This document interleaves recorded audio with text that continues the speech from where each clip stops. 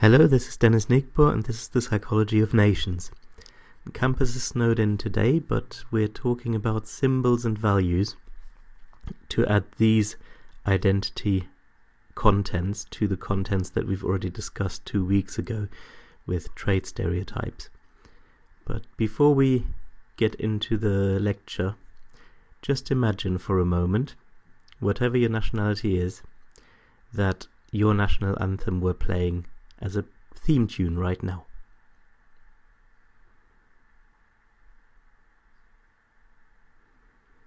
So how does that make you feel? Presumably in this kind of context, there wouldn't be anyone who stands up for the national anthem or salutes if that's something that you do when your national anthem is played. But it's probably something that was associated for you with some kinds of thoughts, some kinds of feelings, and certainly an awareness that this is your national anthem that's being played there and not anybody else's. And that's exactly what we're talking about today. That national groups, more so than most other social groups, have this wealth of identity contents that are reproduced at the system level, and that individuals, people who belong to those groups, can engage with and identify with.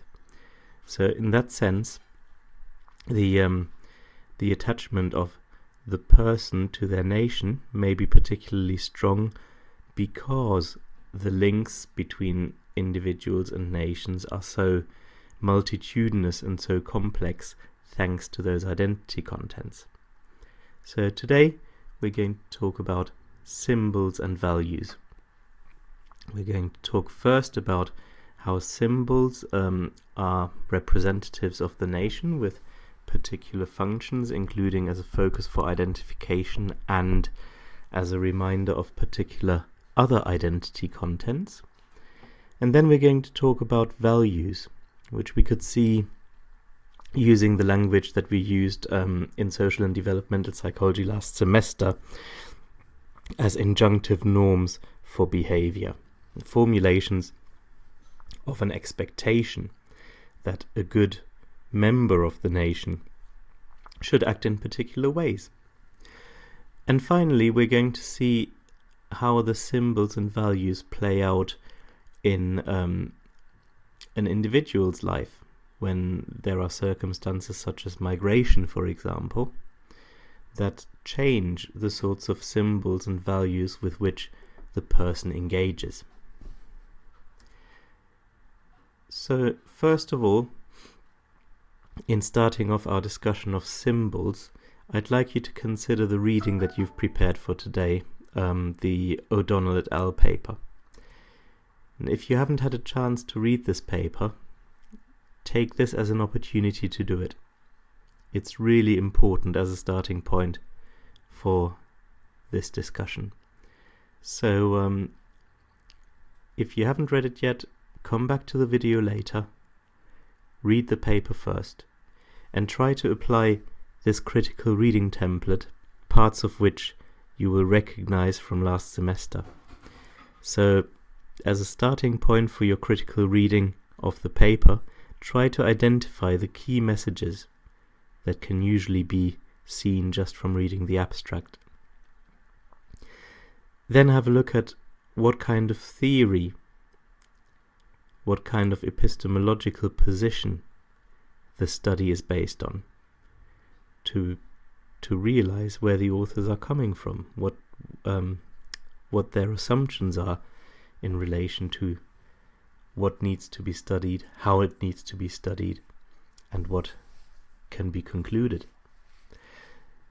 And then, of course, you can look at the methods. What are the methods that were used for data collection? What were the methods used for data analysis? And what was the setting in which data were collected? What are the strengths and limitations of all of those methodological decisions? What can be concluded on that basis and what can't be? And then, of course, you can think about the implications of the findings. What do they imply for the immediate context of the study, which is about Irishness and the tradition of St. Patrick's Day celebrating Irishness. Are there any more general implications, for example, for national identity more generally, even for social psychology more generally? Is there any potential practical application of those findings? Anything that would be useful for practitioners to know? And by practitioners, I don't mean mental health professionals or people like that, but professionals in politics, social work, the tourism industry, and those kinds of jobs who might have a professional interest in social psychology, maybe without being aware of it. And finally, of course, there's your general evaluation of the paper. How did you find it? How did you feel about it? Do you like it? What do you like about it? So if you make a habit of looking at your readings with these kinds of points in mind, then you will be on a good way to getting good results for your critical reasoning. You'll get more out of the literature doing it that way. So O'Donnell et al., of course, is about how St. Patrick's Day is full of symbols that represent Irishness, and that Irishness itself is being celebrated there. It's very much a national festival. Having said that, you will have read in O'Donnell et al. That those symbols are used by people in different ways to make the Irish identity more inclusive and less inclusive. So it's not necessarily just everybody with an Irish passport that is invited to St. Patrick's. And at the same time, maybe there are people with Irish passports who don't really belong into St. Patrick's. It's a cultural celebration in which the symbols themselves seem to draw in the people that celebrate. So why are those symbols so important? Why are they attached in such great number to most national identities that we can think about? In the interdisciplinary literature, somebody who has written about this very prominently is Benedict Anderson. So Anderson talked about nations as imagined communities. Now, it's important to emphasize that this is imagined, not imaginary. Anderson is not saying that there is no national community in reality.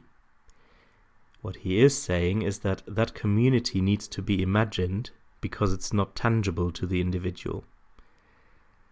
National groups tend to be very large. And of course, they will include people who live geographically very far away. They will include people who aren't alive anymore. And they may include people who aren't born yet. So our understanding of the nation is always more abstract and more extensive than our reasoning about other kinds of groups to which we may belong, such as working groups, study groups, and so on. And in order to make the nation tangible, in order to enable people to think about it in the first place, those symbols come in to give some concrete existence to the nation, to give some reminders to people of what the nation is and that it exists in the first place. So, as you know from what we've already talked about, nations are groups that see themselves as being a nation, that see themselves as having some sort of common ancestry, and that strive for the creation or the maintenance of a nation state, where the group becomes self-determining as a political entity, and where that convergence comes about between culture, so that's the either ethnic or traditional cultural entity, that's the group, politics in terms of self-governance, and territory, a particular place to which national identity is tied. Now, that place, whether it's the territory of an existing nation state or whether it's some sort of ancestral homeland that exists as part of the national narrative, is, if you like, the most important and potentially even a constitutive symbol attached to nationality. Unlike other kinds of social groups, nations are associated with some kind of territory. This is regardless of whether a nation state already exists in that territory or whether it's a mythological homeland or a historical homeland. And if we look at that territory as the foremost and one of the defining symbols of the national group, then that helps us to begin to understand how powerful symbols are in national identity. And it also sets the scene for what we're going to talk about next time when we talk about geography and autochthony. So bear this in mind for next time as well. Now, in St. Patrick's Day, of course, there are lots of other symbols. You will see representations of the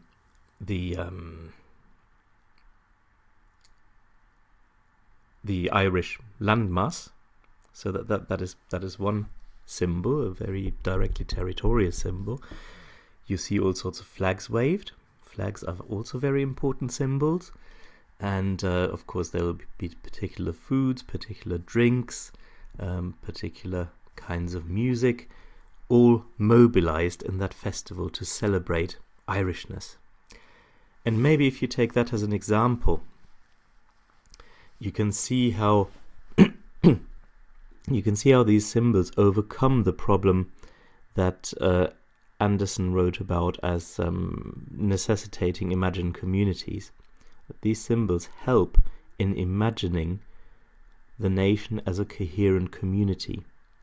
Although you can never experience it directly, you can't know everybody in your national group, you can't experience interactions with everybody in your group, you probably haven't even traveled to all the regions that make up the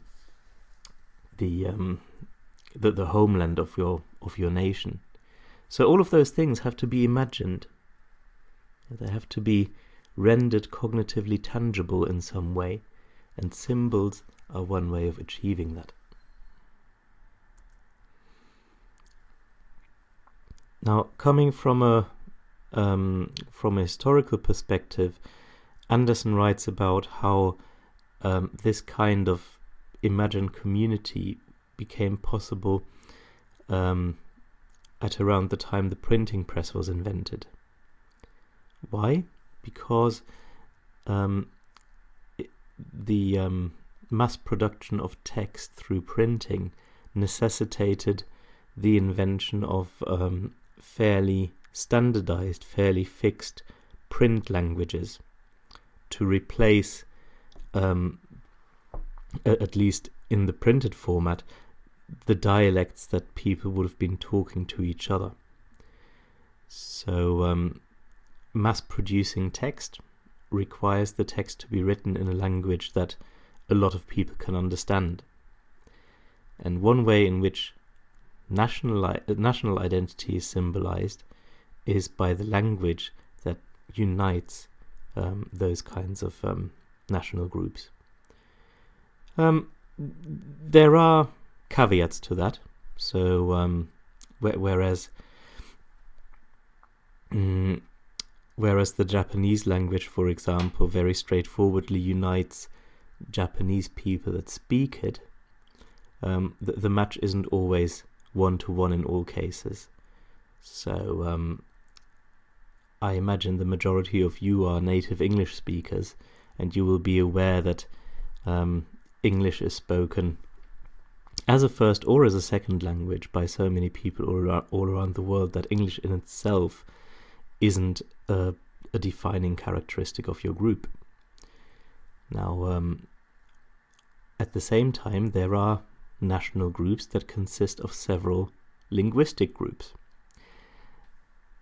That doesn't mean to say that the subgroups, for example, Catalans, Basques, Bavarians, if that's not too much of a joke, or let's say Welsh. That's not to say that they don't see themselves as nations in their own right, potentially, but they could also just be ethno-linguistic groups with no ambition to become a nation state. Sometimes yes, sometimes no. But anyway, what Anderson writes about is that the invention of print languages to make it possible to communicate with quite a lot of people at the same time also had implications for how people saw themselves as a community, as a nation. Everybody who could read printed German, for example, was included in that linguistic group in a way that wouldn't have been the case before, where, say, the Bavarians and the Frisians would have had a hard time understanding each other.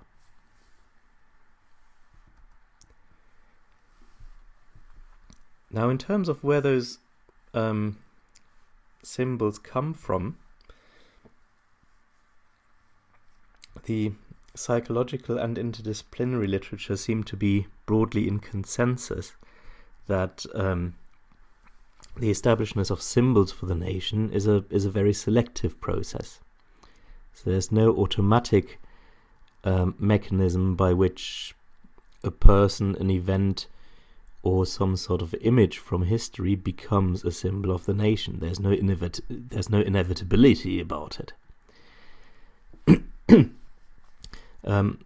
The most extreme formulation that you might be familiar with is Hobsbawm and Granger, who talk about the invention of tradition.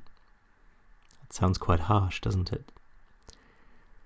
What is meant here is that not that traditions are literally plucked out of thin air, but that they are cultivated as traditions quite selectively.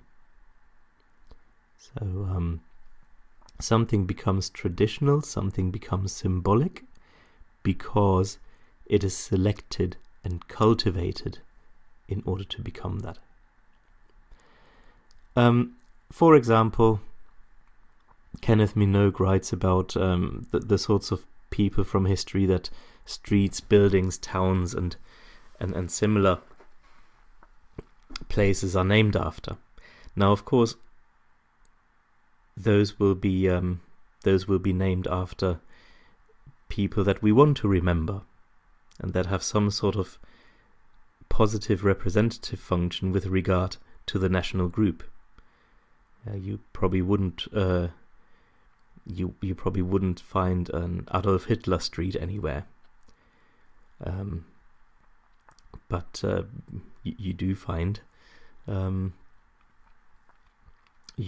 streets named after heroes from the past, politicians from the past with a reasonably good record of public engagement, and so on. So there is selection happening all the time, and things get cultivated as national symbols rather than becoming national symbols automatically. Sometimes with slightly bizarre consequences. So in my hometown, for example, there is a street that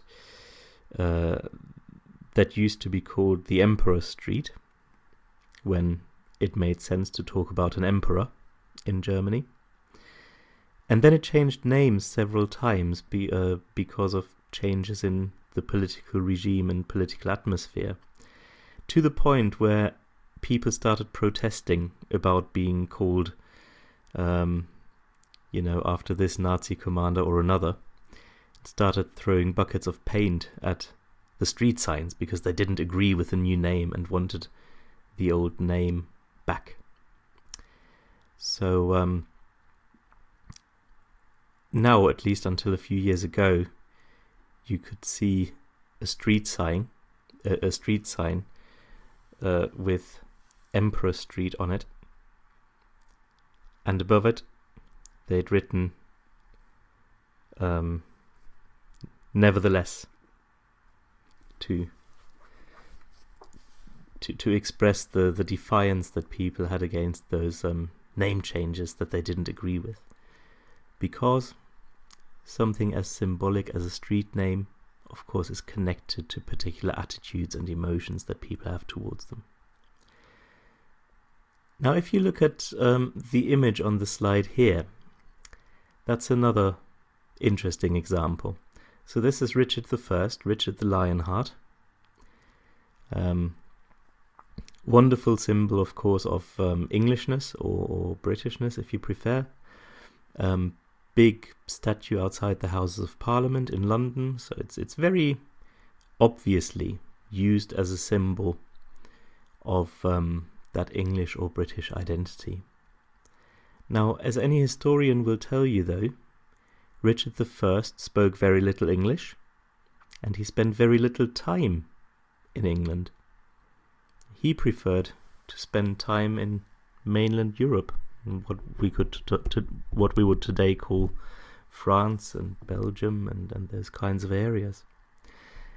So it's not as if Richard was terribly committed to the national identity of which he's now become symbolic. And the reason why he is such a symbol is because somebody at some point would have selected him as a symbol of Englishness, probably to highlight the values of courage and valor in battle and victory and so on and so on. So slightly bizarre, but you can begin to understand, I think, how these things come about.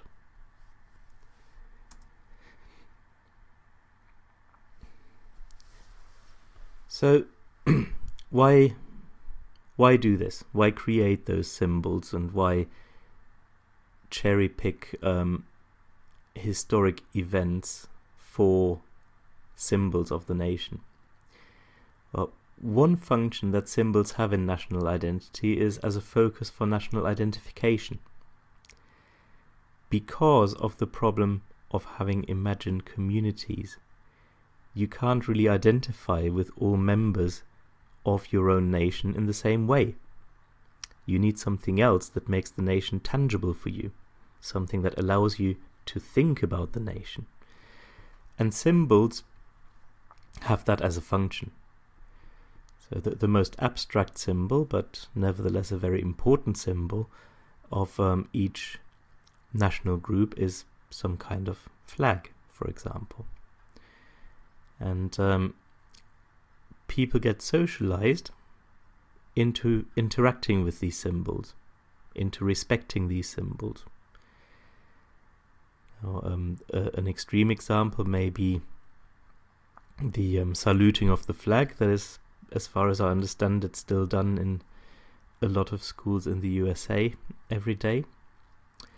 But even if you're not from that kind of background, you will have some awareness that making fun of national anthems, for example, and not showing your respect when a national anthem is played, it is something that you just don't do. Something that is at least very strongly discouraged, and if you'd go against that, then you're doing it consciously. So the symbols have as one of their functions quite simply that it allows people to identify with them. Somebody who identifies strongly as being British, for example, will probably also have a quite positive attitude towards the Union flag. Whereas somebody who may disidentify with being British, who may not be very happy with their British nationality, will have a more negative attitude towards the British flag. And of course, somebody who isn't British in the first place will not have the same relationship with the Union flag as somebody who is British. So that's one function of symbols. Another function of symbols is that they imply particular other contents, values, for example. And the way that Bloom writes about it is that symbols sometimes show the appropriate attitudes to be taken when confronted with threat, and are therefore beneficial to individuals. So by prompting those values, by prompting those attitudes, they help focus the nation on particular national virtues when the going gets tough. So if you take this symbol here, for example, what does it make you think about?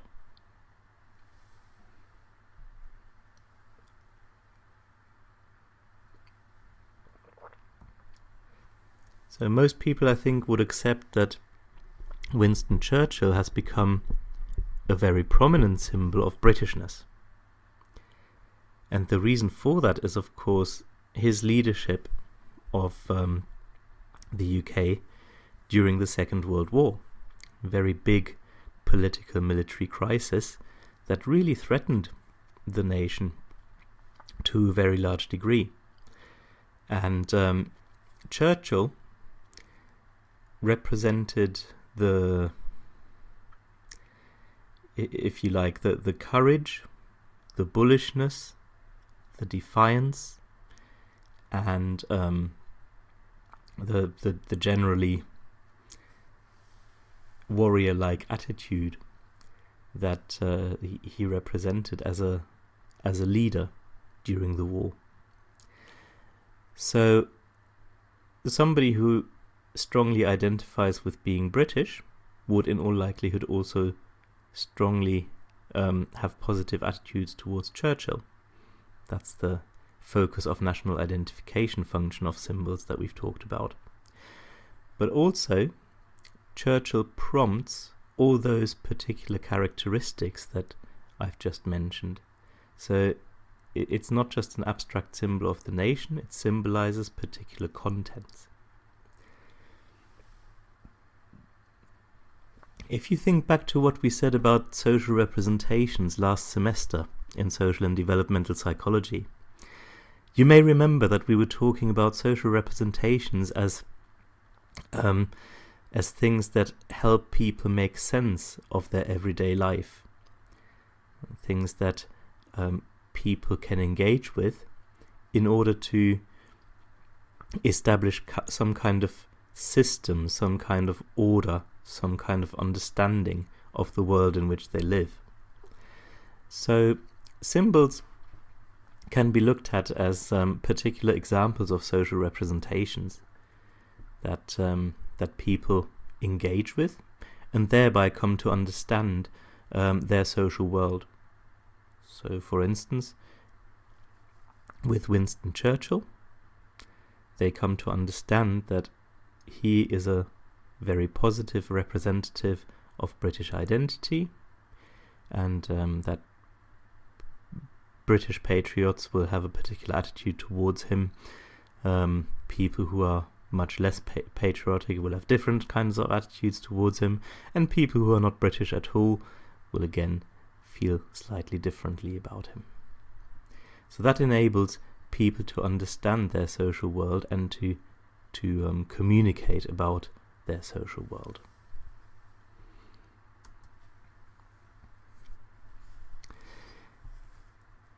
Here is an example of associations that Austrian participants made with the euro currency just around the time that it was introduced in Austria. So the Austrian shilling became replaced by the euro, and the researchers here collected some data about the associations that people had about the euro, the ideas that people had about the euro. And you can see here the white squares are representative of the groups to which these people belonged. So these were supporters of the euro, and the year of data collection. This is 97, so this is before the euro was introduced. Here you have the neutral respondents in 97 and the opponents of the euro in 97. And here you have 2001, 2002, so this is after the introduction of the euro. Again, supporters, neutrals and opponents. And the black boxes indicate the associations that people had with the euro currency. So before the introduction of the currency, you can see supporters are supporters because they're quite optimistic about it. They associate the euro with transparency of pricing, stimulation of the national economy, and facilitation of trade around Europe. So these are the thoughts that the symbol of the euro implied for these supporters. Now, of course, for the opponents, that's a different story. They also see the euro as a symbol, but it symbolizes different kinds of things to them. So for the opponents of the euro, it symbolizes instability, national dependency, economic disadvantage there, very close, and injustice. And then look at how that changes after the introduction of the euro. So, of course, supporters still support and opponents still oppose. That's no surprise. But everything is much closer together. So the supporters have very positive feelings about the euro. They feel it links to European identity. So here's an example of the euro currency actually becoming a symbol of a, in this case, supranational identity, European identity. And for the opponents, yes, they still have negative feelings, fear of financial loss. The neutrals and opponents talk about adaptation problems, but you can see that they're not as far away anymore from the more positive feelings and the at least the neutral kinds of descriptions that that the supporters are the closest to. So if you like, there's a bit of a convergence there based on the success of the euro in Austria.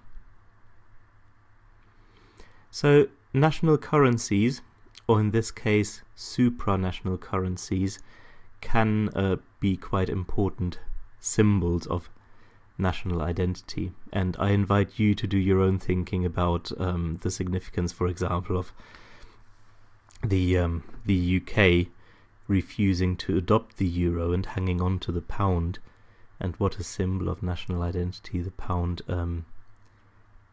has become.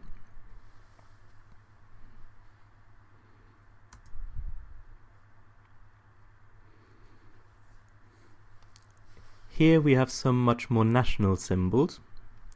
If there are any Irish people among you, you'll probably be familiar with these places. So here the symbols are places, historical sites in Ireland. And since you're looking at this in your own time and you can pause the video and everything, I would really recommend that you Google these places, or at least a couple of them, to try to understand how these different associations come about. So in this study here, the study was about which feelings are associated with these historical geographical symbols. And this graph is quite a nice representation of how very different emotions are associated with these different places, these different symbols. Sense of peace, religion, fascination, curiosity. So this is a kind of Celtic heritage. But at the same time here, where horrible things happened, these symbolic places are associated with things like confusion, anger, tragedy, sadness, and so on. So, in addition to being a focus of identification, symbols also prompt other contents. For example, values, for example, feelings, as in this example here.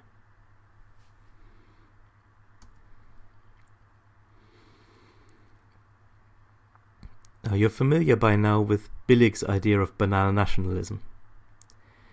And one of the symbols that Billig writes about the most is the flag. So in Billig's analysis, these very highly conventionalized symbols, like a flag that is just an artifact, that isn't a place or anything like that, serves the function of remembering things that things that have been forgotten. So in a sense, they prompt something that has been historically forgotten. So those very conventional symbols, like the flag, for example, they're not so much designed to send a particular message or to prompt particular values.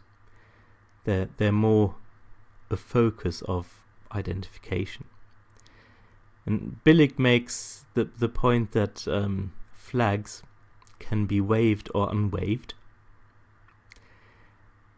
Or another figure of speech that he uses is they can be used in the context of hot nationalism or banal nationalism, where hot nationalism is a state in which people are very much aware of their national identity, and all of those symbols of the nation are deployed quite consciously and quite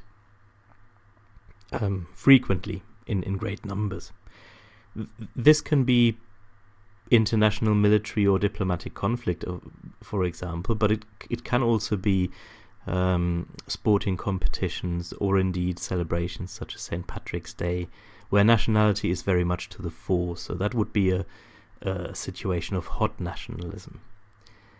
The cold nationalism, if you like, or the banal nationalism, to use Billig's phrase, is much more the sort of situation that we've talked about before in class, where the symbols of nationality are there and they remind you of your own nationality as well as of the existence of a world subdivided into nations, but they're barely noticed. They are banal in the sense of having become so everyday that you don't really think that much about it. And flags have a special status there because they are such abstract symbols of the nation. Yes, there are design decisions that have been made in producing the flags. Yeah, there are there are particular things that, for example, the stars and stripes on the US flag stand for, but most of the time people don't think about that. They just see the flag and see it as representing the nation and something with which they can identify. In other words, nations just have flags. It's something that every nation needs to have in order to be a nation. So here's a quote from Billig in which you can see that he is trying to express this idea that the historical background of the flag and of nationhood may not be explicitly remembered. It will have been to some extent forgotten, but precisely because of that forgetting, those very abstract symbols such as flags become meaningful as reminders of nationality.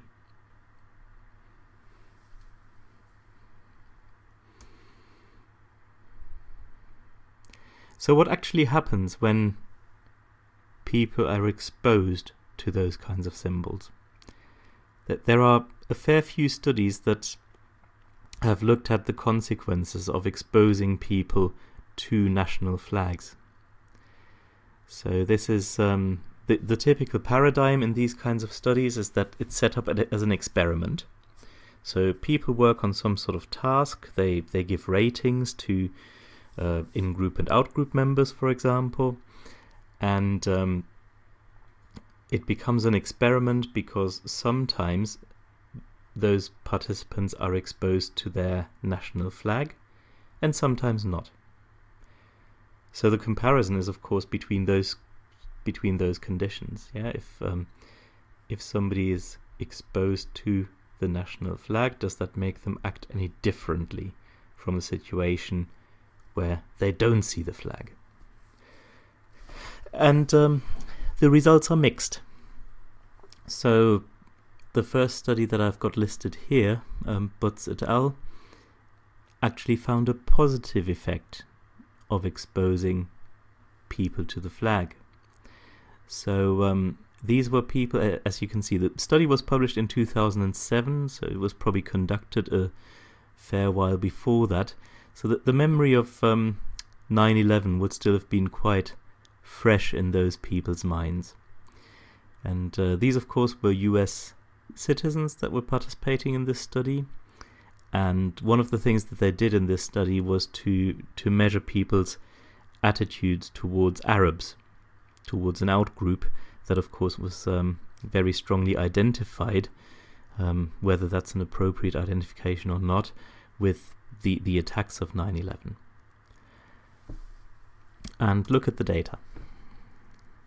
So here, on the y-axis, you can see the dependent variable. You can see anger and hostility. That's what was measured. Here on the x-axis, you have people who were measured low in nationalism and people who were measured high in nationalism. So there's a comparison being made here also between high and low nationalist subjects. And the two different lines are the experimental conditions. So this line here shows the condition in which the flag was shown, and this line here shows the control condition in which no flag was shown. So the effect is this one here. Participants who were low in nationalism showed no difference in the amount of anger and hostility towards Arabs, regardless of whether a flag was shown or not. The subjects high in nationalism, so these are the people who really care about being American. When no flag was shown, they expressed greater anger and hostility towards Arabs. When the flag was shown, that effect was mitigated. Why is that? It's a bit counterintuitive. And the way Butz and colleagues make sense of this is that exposure to the US flag in this condition here would have prompted a value associated with US American identity, the value of egalitarianism, fair treatment for everyone regardless of their background. And their argument is that that would have suppressed hostility towards Arabs. So the flag reminded people of a value attached to their national identity, and that value, in this case egalitarianism, had a positive effect. So the flag prompted something positive. That's not always the case in all studies. So again, in an American study, Kemmelmeyer and Winter showed that exposure to the flag increased nationalism, but not patriotism. You remember that a couple of weeks ago we talked quite extensively about the various definitions of nationalism and patriotism, and I have absolutely no intention of opening that can of worms again now. So for the moment, let's just accept that patriotism is defined here as identification with your nation, and nationalism is defined as the feeling that your country is the best compared with others. So in their first study, which was conducted before 9/11, you can see that the amount of patriotism, the blue bars, is practically identical across the flag and no flag conditions. So the condition in which the flag was shown to participants and the condition in which no flag was shown. Nationalism, you can see at least a trend here of a difference with higher nationalism in the condition where people were in a room with the flag. Now this is study 2 after 9/11. The first thing you can see, of course, is that the bars are much taller now. So regardless of whether we're talking patriotism or nationalism, and regardless of whether there was a flag displayed or no flag displayed, measures of patriotism and nationalism were higher after 9/11 in this study here. But look at the blue and red bars separately again. So the blue bars are patriotism, and you can see that the amount of patriotism expressed by participants is the same, regardless of whether the flag is shown or not shown. Nationalism, on the other hand, is higher when the flag is shown than when it isn't. So the conclusion drawn from this is that there might be some elements of national identification that are selectively affected by exposure to the flag. In this case, nationalism, the sense that my country is the best. This study here, Ferguson and Hassan, again, this is an American study, and in this study here, exposure to the Stars and Stripes flag evoked aggression. So this is something quite straightforwardly negative. It goes against the finding from Butz and colleagues from the previous slide. That in this case, exposure to the flag actually became exposure to the flag actually made people more aggressive. And moving out of the USA for a moment, here are the results of a German study. So again, we have a dependent variable, which here is prejudice against outgroups. We have two conditions, one in which the German flag was displayed and one in which it wasn't. And we have two groups of participants. These ones here, who were measured low in nationalism, and these ones here who were measured high in nationalism. And as you can see, the high nationalists became more prejudiced against outgroups when the flag was shown than when it wasn't. So sometimes there may be positive consequences of exposure to the flag, and sometimes there are negative ones.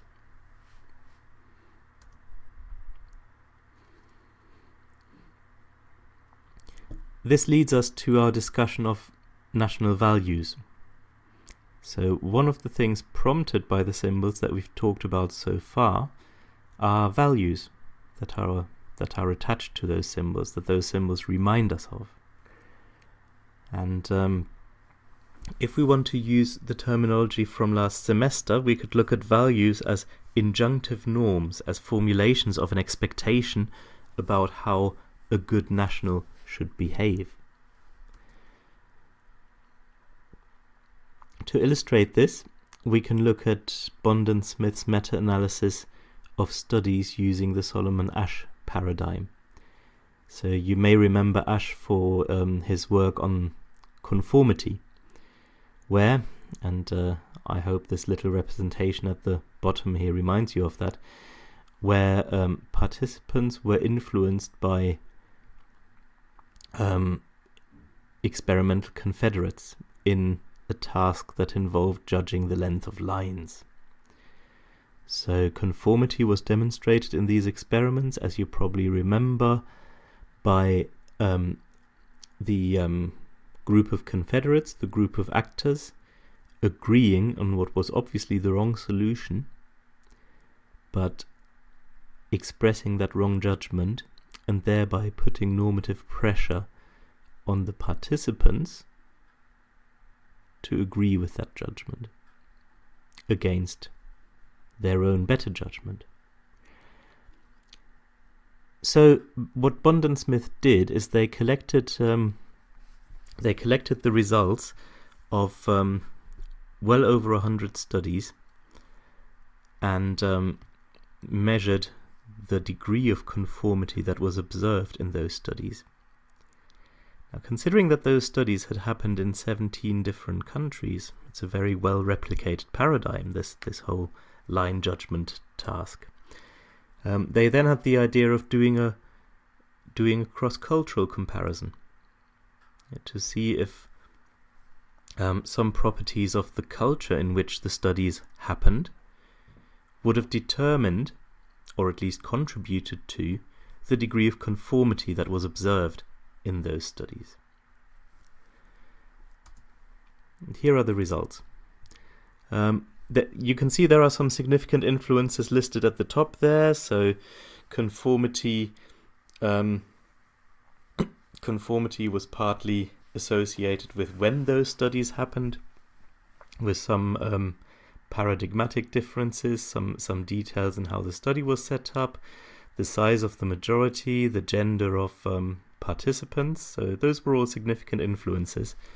But the one that really is of interest to us at the moment is the one at the bottom, individualism.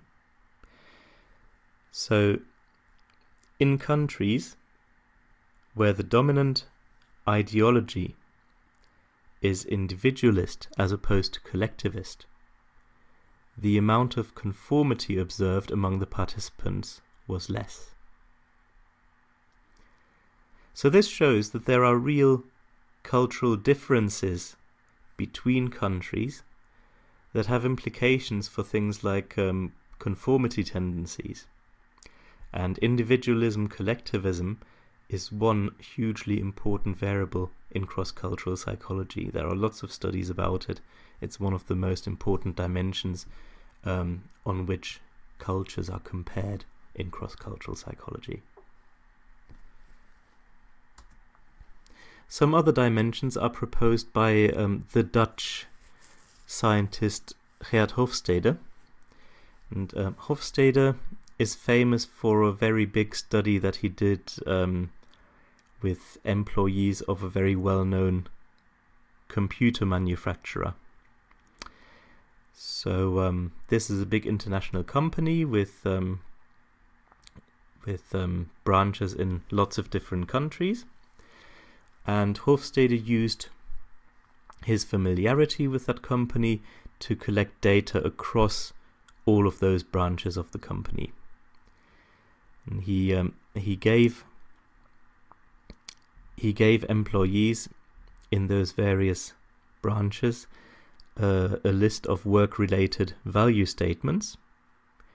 For example, I thrive on the recognition that I receive when I work well, and things like that. And he just let people fill in those value surveys in each of his settings. And what he did then is he used a technique called factor analysis to identify the dimensions underlying those values. So factor analysis is something with which you won't be familiar yet, but you may have read about it. It's basically a correlational technique that looks at patterns of correlations between variables and thereby identifies clusters of variables that usually correlate together. So within a cluster, somebody who indicates high agreement with one item will probably also indicate high agreement with another item. And by doing that, you can condense the data, if you like, to to try to find some underlying constructs that influence how people respond to these value surveys. As you can see, his sample size was amazing, and by being able to make so many cross-cultural comparisons as well, he settled in the end on an array of value dimensions that seemed to him to be the most important one. And it's a very widely cited study. A lot of people have worked with it. The first of these dimensions is called power distance. So this indicates the power differential, for example, between bosses and employees, or between parents and children. So in some cultures, in some countries, relationships at work are characterized by quite a flat hierarchy, where of course the boss is more powerful than the subordinate, but not by that much. The subordinates have a lot of rights. They make an input into company policy and practice, and so on and so on. Whereas in other places with greater power distance, the employees pretty much just do what they're told by their bosses. The power distance is much greater. Then the second dimension is called uncertainty avoidance. So this is to do with things such as, do people want to observe rules and play by the rules as a matter of principle? Or are they willing to bend or break the rules?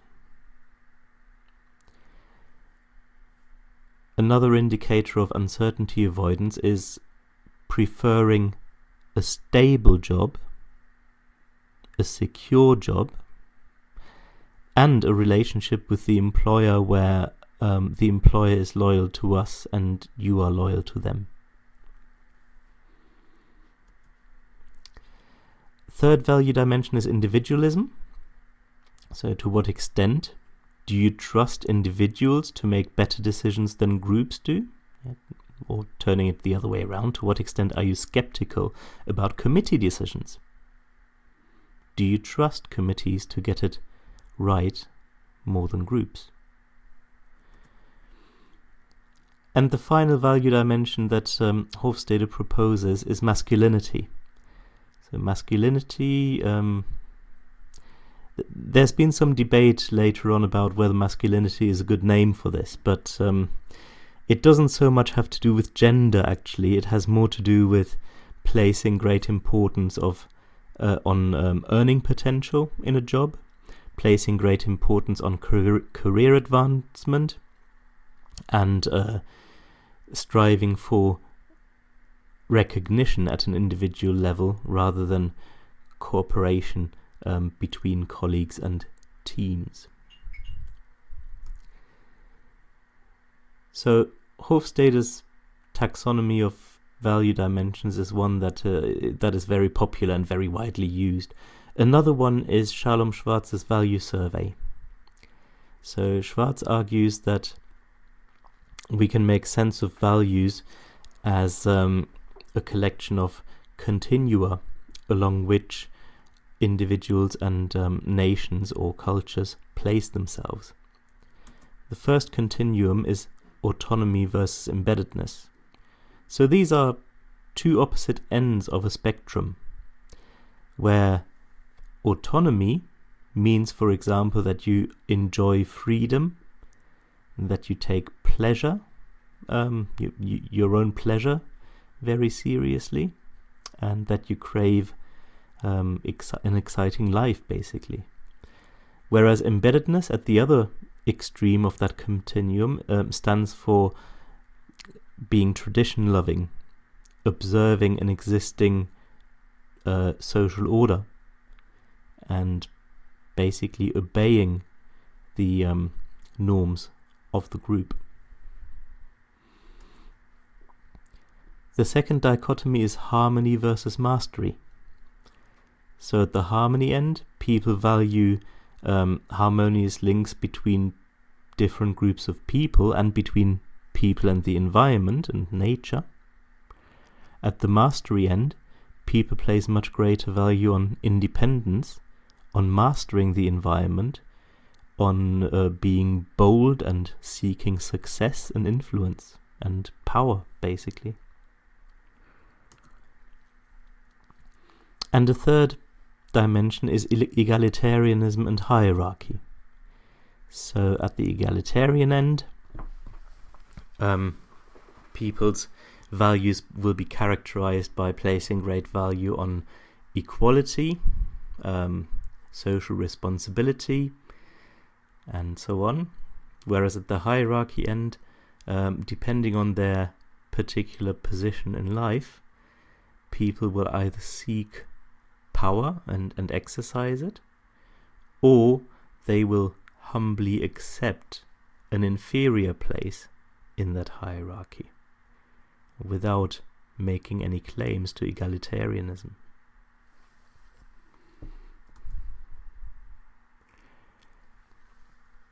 Another value dimension that I'd like to show you is by another very prominent psychologist in cross-cultural psychology, Harry Triandis. And he writes about tightness and looseness. So this is, if you like, a meta value in the sense of being to do with how well other values are observed in particular cultures. So Triandis differentiates between tight cultures, where observance of values, norms, and rules is very highly valued, and looser cultures, where adherence to those norms, values, traditions, and so on is valued less, is less important. So the examples that he gives are Japan and Thailand, but of course there are many other examples. And he talks about how tighter cultures are characterized by a greater expectation to follow the rules, whereas looser cultures either tolerate deviance from those rules more, or are not as clear about those rules in the first place. Self-control and impulse control differ between tight and loose cultures in the direction that you would expect, having followed the definition so far. He also makes a link with murder and suicide rates, making the argument that in tighter cultures you would find higher suicide rates, perhaps because of the normative pressures that there are on each individual, but lower homicide rates, lower murder rates, because of following the rule of non-violence against fellow group members. Whereas in loose cultures, the opposite would be the case. There are exceptions to all of this, of course. For example, tourists don't have to play by the same rules in all cases, but there seems to be something to this idea of tight observance of values or loose observance of values. So how do those values play out in the lives of individuals, and how is that linked to symbols in those kinds of life experiences? I'd like to show you a study by Paweł Boski, Polish social psychologist, and I really like this study because it rediscovers some of Henry Tajfeld's earlier writings about social identity. So, as you know, the social identity theory, in the way that it was formulated in 1979 by Tajfeld and Turner, is very process orientated. So it's all about identifications and biases and those sorts of you could call them psychological mechanisms, although I don't like using that word. Whereas beforehand, Tajfeld had really spent quite a long time writing about the contents of identity as opposed to the process. And one distinction that Boski makes from this is that we could differentiate between what he calls criterial attributes of identity and correlated attributes of identity, where criterial attributes of identity are the ones that define the boundaries of a group, whereas the correlated attributes are the ones that allow comparisons between groups.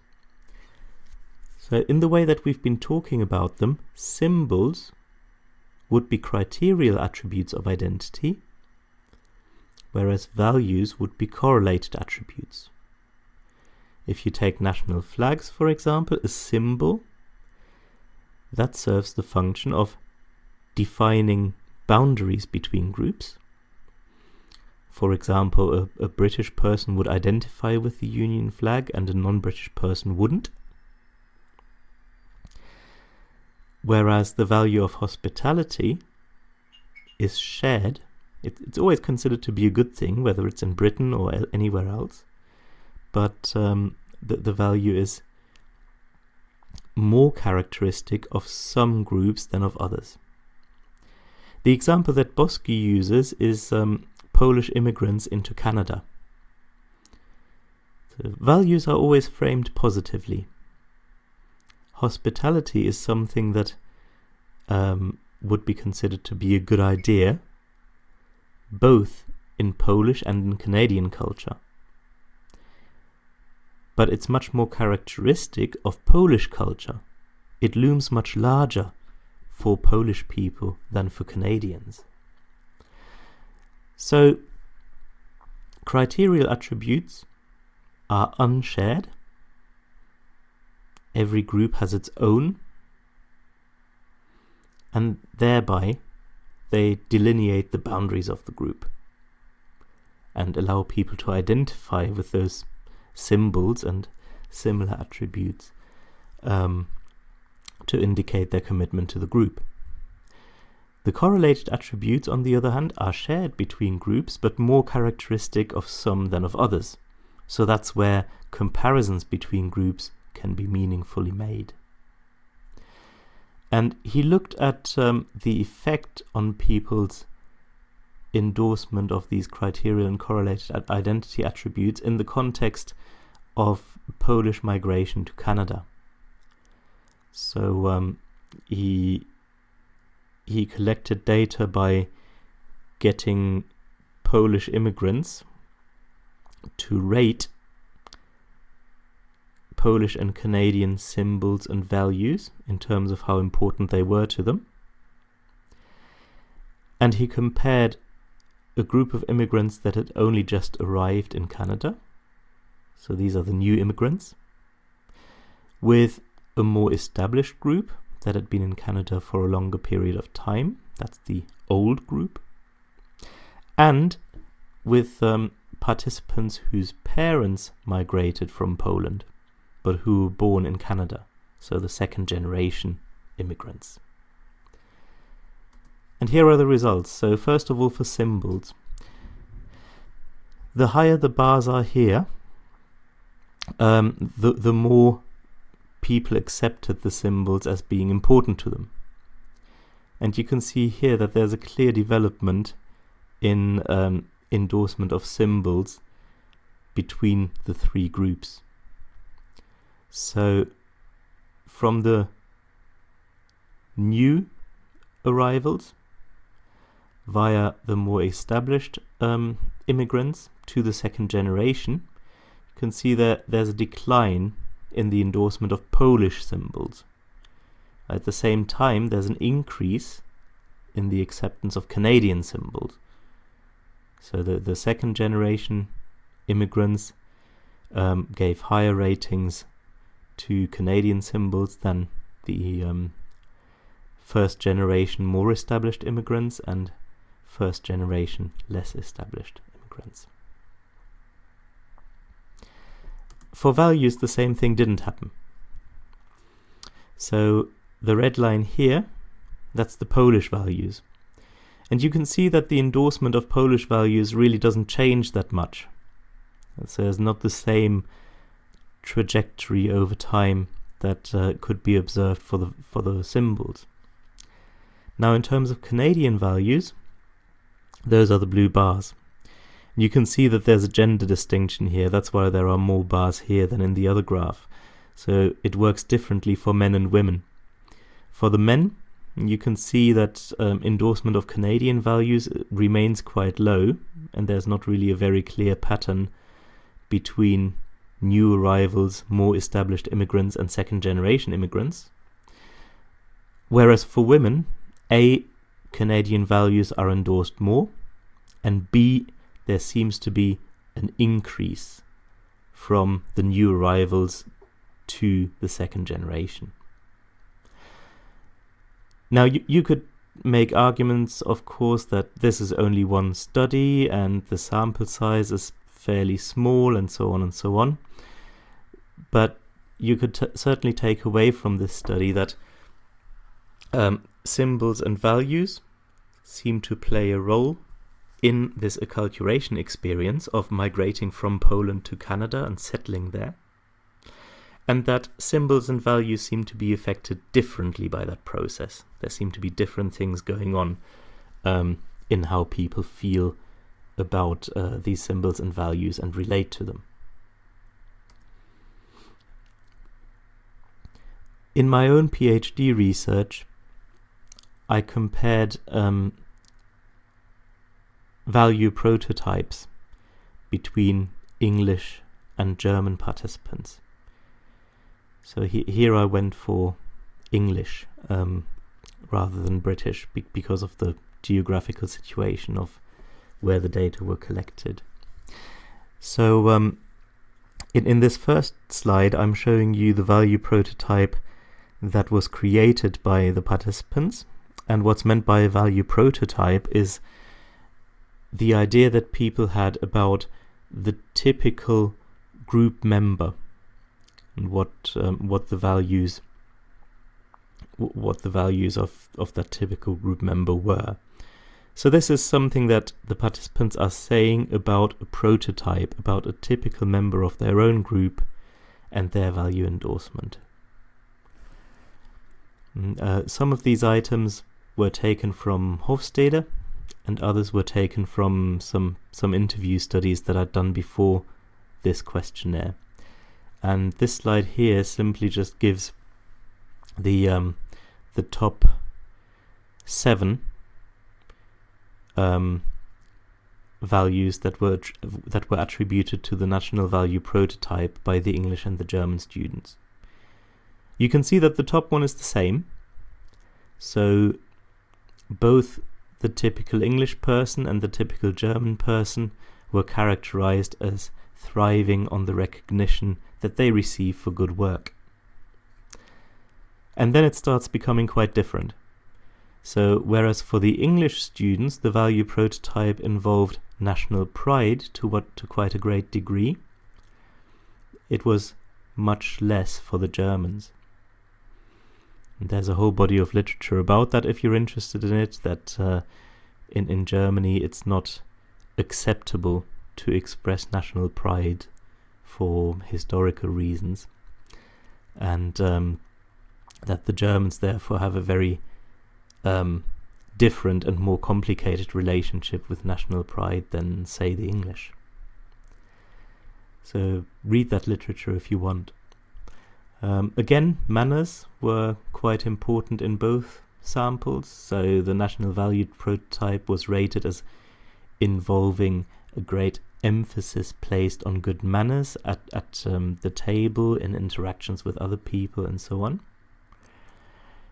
And then there are things such as how much children obey their parents, how loyal you are in your interpersonal relationships, and the risks that you're prepared to take in the workplace, for instance.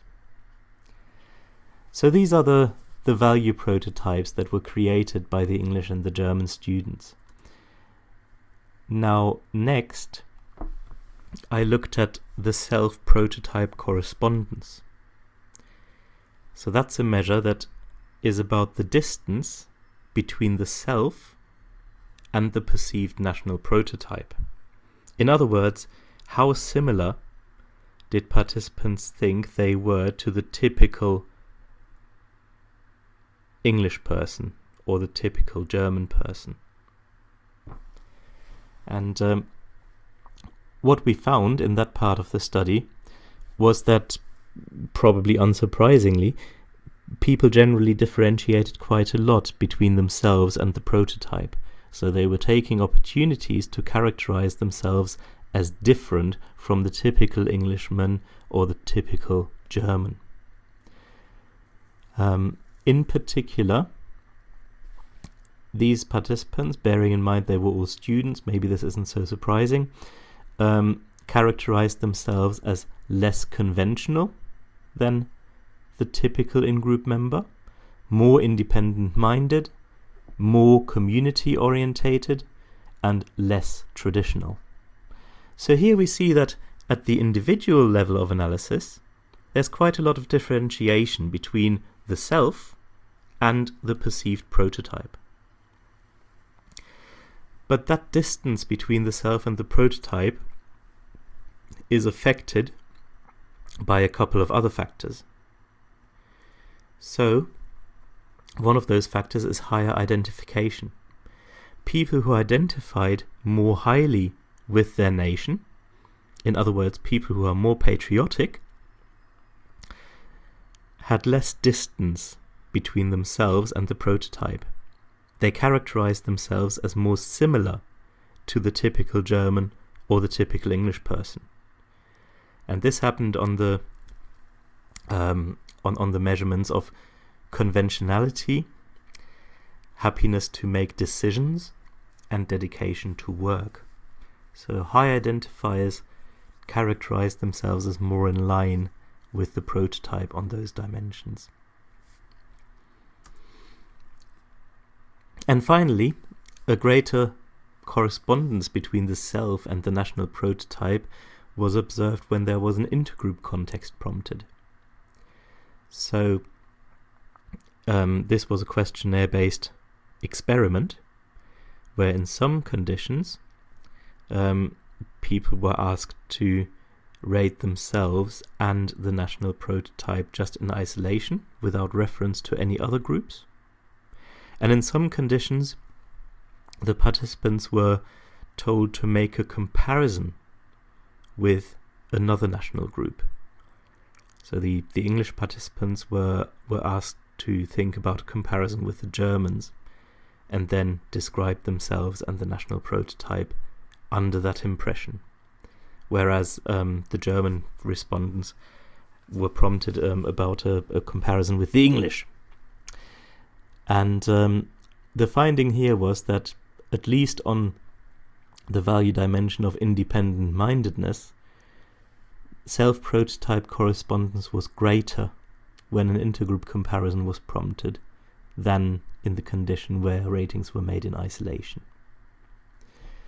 So this may sound somewhat familiar to you from our discussion of stereotype accentuation that we talked about when we talked about traits as contents of national identity.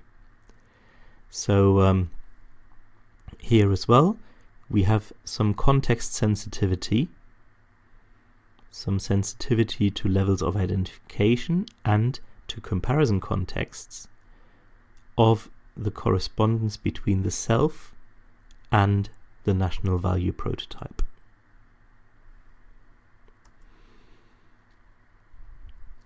So when you're thinking about your coursework, about your video presentations, you now know about symbols, values, and traits as content dimensions of national identity. And it should be possible for you, once you've decided on a group that you want to talk about, to write down some ideas about which identity contents are associated with your group, which symbols are associated with your group, which values does your group have, and which stereotypes or traits are often used to characterize your group. Now, for your coursework, of course, you want to find some evidence from the academic literature or from the mass media that links these symbols, values, and traits with your group, that shows that there's something going on there that makes these contents be accepted as typical of your group. But to begin with, you can only brainstorm these things. As somebody who's familiar with the group, you will be familiar with some of those identity contents. And once you've done that, think about how those identity contents relate to the other psychological variables that we've talked about. How are they related to identification? Would high and low identifiers, high and low patriots, think about these contents in different ways, for example? How are those contents related to norms? Do some of the symbols prompt particular norms, particular expectations about how to behave? How are they related to feelings? If you think back to the study by Divine Right and Lions that we had earlier on in this lecture, some places were associated with particular feelings. Is that the case for any of the contents that you've written down about your group? And what do those identity contents imply for intergroup relations? Are any of those contents linked to particular ways of acting or feeling towards outgroups? So you can start your coursework by thinking about all of these things and then linking those to the academic literature. To conclude then, we've continued to talk about the content of national identity. In the last session we talked about traits or stereotypes, and today we talked about symbols and values. Next time we're still going to continue with the content of national identities, and next time we're going to talk about territory. But for the moment we have symbols, values and traits. We can probably conclude from everything that we've looked at that there are real differences between national and cultural groups. There are meaningful symbols, for example, that are not shared between them.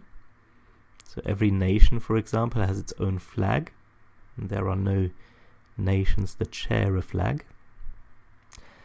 And there are some differences that are measurable in terms of values, for example. There have been some very large-scale studies that have demonstrated just that it is meaningful and measurable to suppose that there are differences across cultures. Of course, there are also great similarities. Then we've learned about some variability according to how much you identify with your group and what the context is in which you make those ratings.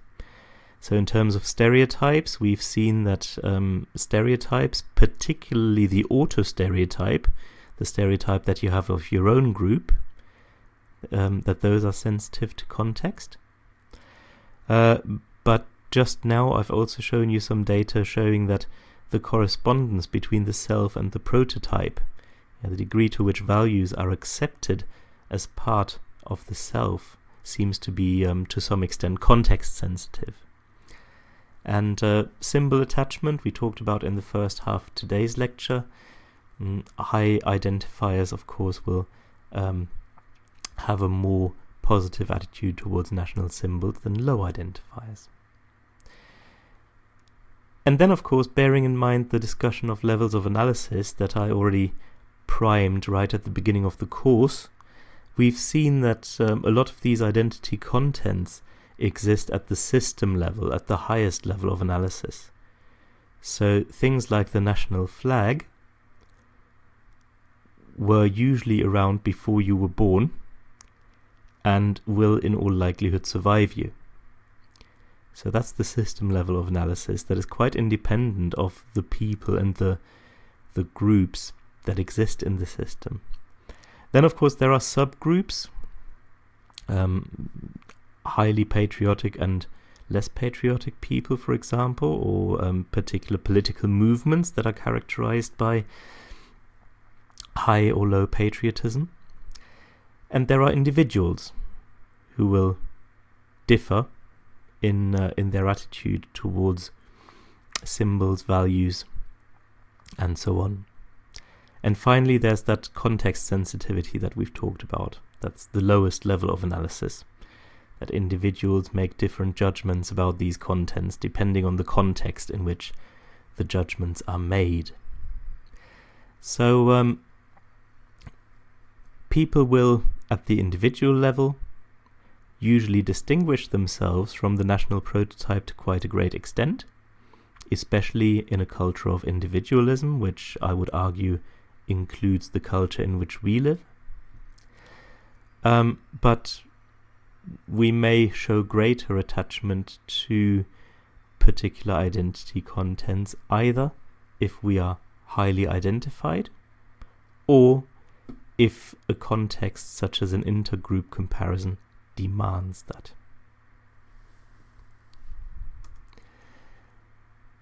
So next time we're going to talk about national territory, which I said earlier was probably one of the most important contents of a national identity. Nations have territories associated with them, whether that's in the form of an existing nation state or as some sort of traditional homeland. And that may be a defining element of national identity even, because it's something that other social groups don't have. So that idea of geography, territory, homeland, whatever word you want to use for it, is something that is quite important to study in national identity, and that is quite an interesting area of research. So the session next time is called Autochthony and Geography. You could also put it into this phrase here: we were here first, so that's autochthony, and we're an island, which is to do with geography. I'd like to discuss a couple of articles as part of that session, and you can choose which one you would prefer to prepare. So it's an either or this time. This one here is a study from the Netherlands, Anouk Smeeks and colleagues, and this is about nostalgia and autochthony, and the implications of that for Dutch people's attitudes towards the rights of Muslims. Or you could read this paper here by Jackie Abel and colleagues, and this is about we're an island, a phrase that you hear quite often to characterize Britishness. And what Abel and colleagues do in this study is to look at how that island trope is mobilized in talk about national identity, citizenship, and so on in Scotland and in England. So choose one of those two articles to read, and we'll talk about them when we next meet. Thank you for watching and listening. I hope you're enjoying the snow, and I'll see you next time. Bye.